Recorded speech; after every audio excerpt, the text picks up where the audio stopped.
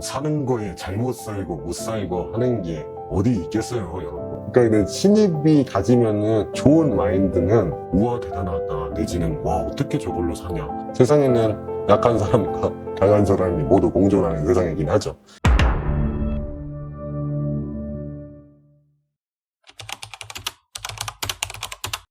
대표님, 요즘 20대, 30대 평균 연봉 볼 때마다 현타가 와요. 평균보다 적게 벌면 잘못 살고 있는 건가요?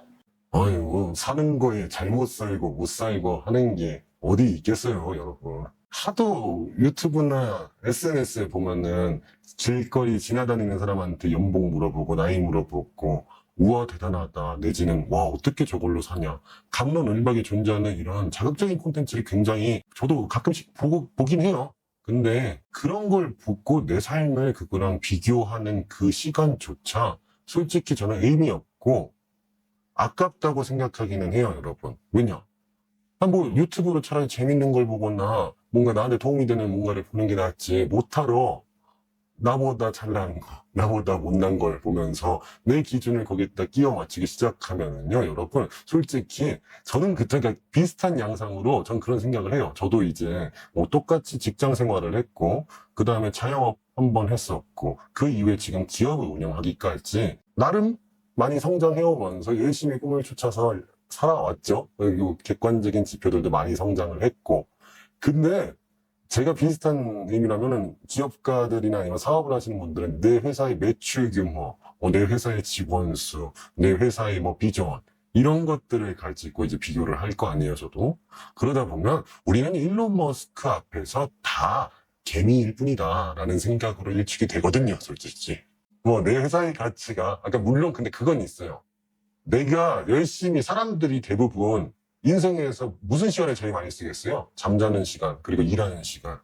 이 인생에 어떻게 보면은 반 이상이 되는 이 시간을 누구는 똑같이 했는데 많이 벌고, 누구는 적게 벌고, 물론 비교되겠죠. 근데 이제 내가 이 돈을 많이 벌어야지만 이 행복감이 올 건지. 근데 이제 본인 같은 경우에 제가 봤을 때 저한테 질문한 게 현타가 온다는 표현을 쓴 걸 보면 그 평균 연봉이나 이런 것보다 내가 지금 못한 삶을 살고 있기 때문에 난 잘못 살고 있는 거다라고 굉장히 좀 안타까운 생각을 하는 것 같긴 한데 잘못 사는 게 아니라 그럼 여기서 포지션 두 개를 정하세요. 난 잘못 살고 있는 거라고 생각이 계속 들어서 힘들면은 이거를 꿰차고 나는 부업이나 다른 것들을 하거나 아니면 창업 준비나 사업을 통해서 평균 이상의 연봉을 버는 사람이 돼야지 내가 행복할 사람인 건지 아니면은 조금 시야를 넓게 가져서 연봉은 저렇지만 나는 내 삶이나 내가 죽기 전까지 내 인생 동안 나는 뭐를 이루고 뭐를 원하는 사람인가에 대한 답을 찾아보던가 그 과정들을 하다 보면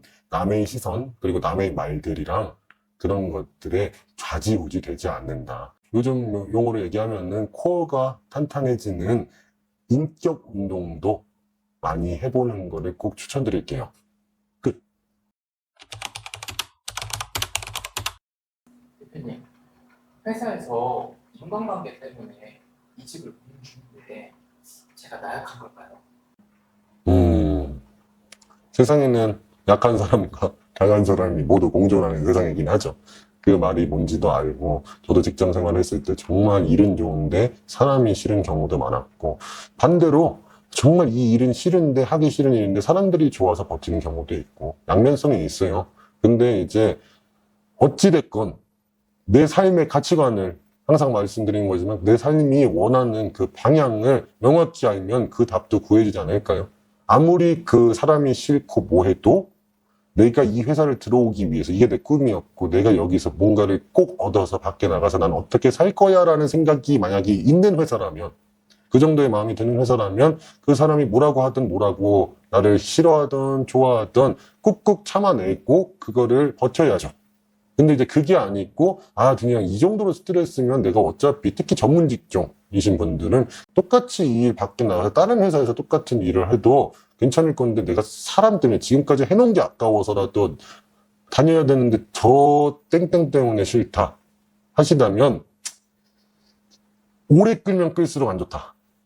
이제 마음 먹을 거면 빨리 가서 딴 데 가서 좋은 데서 빨리 내 터전을 마련을 하고 근데 진짜 뭐 9년, 10년 됐는데 9년, 10년 동안 한 사람 때문에 정말 힘들었지만 그래도 내가 9년, 10년 동안 내 커리어를 여기서 만들어놨다. 그러면 다 버티세요.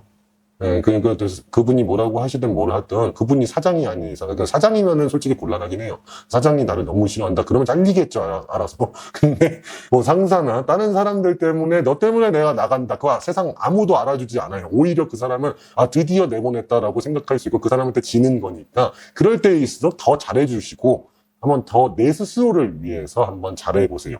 그러다 보면은 내가 원하는 게 뭔지에 따라 그 답변이 조금 다를 거라고 제가 말씀을 드린 거거든요. 학생 같은 경우에 어떤 경우인지 한번 잘 한번 생각을 해보시면 좋을 것 같네요. 끝. 대표님, 신입사원이 회사 생활을 잘할 수 있는 꿀팁이 있을까요? 굉장히 뭐 포괄적인 질문이기는 한데 신입사원, 뭐 요즘 MG, 물론 나이로 따지면 저도 MG긴 한데, 저희 회사 같은 경우에는, 나이가, 사장인 제가 나이가 가장 막내이기 때문에, 다 형님들, 누님들을 모시고 하는 일을 하기 때문에, 뭐 마인드는 항상 신입이라고 생각을 하고 초심을 잃지 않기는 해요. 그러니까 근데 신입이 가지면은 좋은 마인드는, 그냥 흔히 말해, 저희끼리 뭐 속된 말로 똥땡을 빤다 이런 표현들 많이 하잖아요. 그거가 내가 해야 될 일처리보다 우선시는 되지 말자. 대부분의 신입사원분들이 뭐 전문 연구원이거나 연구원조차도 제 친구들 보면은 회사는 인간관계가 전부지 하면서 내가 맡은 일이나 이 회사가 어떻게 돌아가는지에 대한 이해도보다 사람들과의 관계 형성에만 굉장히 신경을 쓰고 이거 에 따라 나의 연봉과 나의 직급이 달라질 거라고 착각들을 조금 하시는데 회사 뭐 상사 입장에선 그럴 수 있어요. 근데 그 상사가 사장이 아니라면 그 상사도 결국에는 직원이잖아요. 그러다 보면 그분한테 잘 보이는 게 내 회사 생활의 전부는 아니다.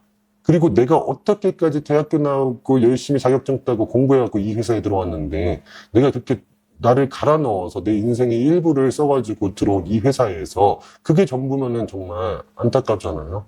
신입으로서 볼 때는 내가 이렇게 노력해서 뭔가 이 회사에 입사를 한 이 이후에 이 회사는 무슨 회사일까? 이 회사가 어떤 식으로 돈을 버는 회사일까? 그냥 회사를 하나의 직원이라고 생각하고 그 회사를 한번 먼저 보는 게 커리어에 굉장히 도움이 되지 않을까. 그리고 사람들도 알아요. 요즘은 세상이 좀 많이 달라져서 코로나 이런 거 재택근무 이런 것들도 하기 때문에 재택근무 같은 경우에는 그분이 집에서 혼자 해서 내준 뭔가 결과물들 그걸로만 그분을 다 평가할 수밖에 없는 환경도 많아졌거든요. 그러다 보면은 더욱더 대학교에서 공부하는 것처럼 연장선이라고 생각하시면은 잘 풀려요. 제가 봤을 때. 근데 이제 대부분 이제 뭔가 우리가 중학생, 초등학생 때는 대학교가 인생의 종착역인 줄 알고 살고 또 대학교에서 취업전선을 뛰어들면 회사 들어가는 그 순간이 내 인생의 종착역이라고 난 이제 뭔가 이뤘다라고 생각하는데 항상 시작이에요. 그리고 저도 항상 그 초심을 잃지 않으려고 저도 똑같겠죠. 회사를 다니면서 열심히 하던 직원에서 사장이 됐을 때 또 사장으로서는 신입사장인 거잖아요. 늘 공부하고 그냥 멀리를 내다봐라.